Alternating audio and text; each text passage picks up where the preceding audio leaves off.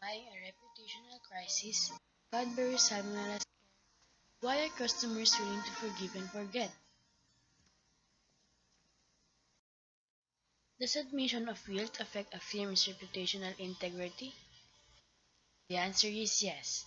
Admission of guilt affects a firm's reputational integrity because Cadbury, as they knew that they are in trouble, they still admitted that they have done something wrong even if it will harm them more.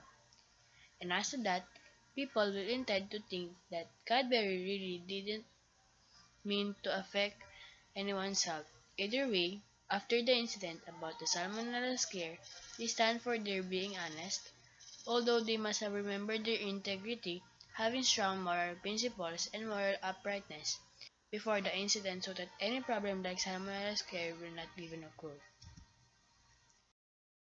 Number 2. Did short-term profit maximization objectives override long-term reputational objectives of the firm? The answer is yes. The short-term profit maximization objective override long-term reputational objectives of the firm in the way that the firm didn't tell the consumers about the salmonella because if they inform the consumers about it, their sales will probably go down. Also, it might be a cause for the consumers not to trust them anymore.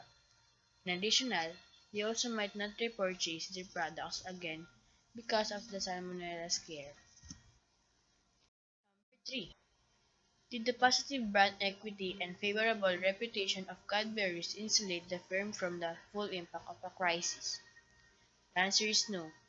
The company did not insulate the firm from the full impact of the crisis because Cadbury survived it and they still managed to remain stable and known even if there's a tragic that happened.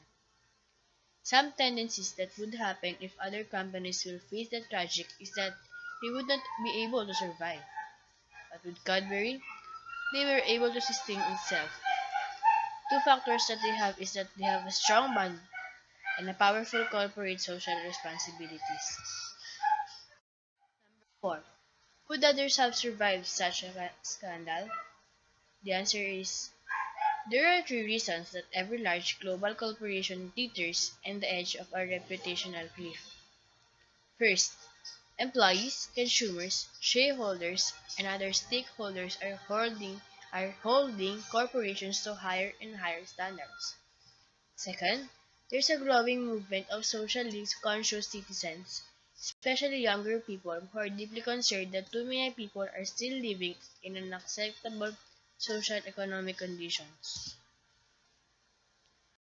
Lastly, easier access to information and the ability to share information quickly means that inappropriate behavior can be hidden for long. It has become virtually inevitable that every large corporation will experience a reputational crisis related to irresponsible or unethical business practices.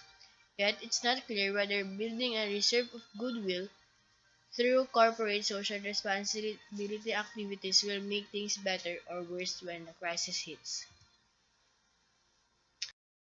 5. Did the food contamination scare and the handling of it jeopardize the future of one of Europe's best-loved brands? The answer is yes, it did jeopardize the future of one of the Europe's best-loved brands. The reason is, at January 2006, they already knew that there is salmonella that can cause a severe case of food poisoning that will cause of extensive diarrhea and vomiting. But they did not inform the health authorities because they thought there were only minute traces of salmonella present. Only then did the company decided to issue a recall of over a million affected products. And as for what they did, we think that Cadbury jeopardized the future of them as one of the Europe's best-loved brands. 6. What lessons can be learned for crisis management and reputation managers? First, take control. Cadbury seemed to be forced into product recall by the UK's Food Standards Agency many months after they first became aware of a potential problem. This meant that it was seen to be reacting to events rather than managing them, and gave the impression of being a company that wanted to hide the problem rather than address it. This came as a major shock to the UK public. Cadbury is perceived as a caring, wholesome, and well-managed company. So it shows that this situation jarred and raised questions as to how deeply held the company's professed values really were. This is a major concern for the organization as it calls into question the very values which underpin the brand. Perception is off.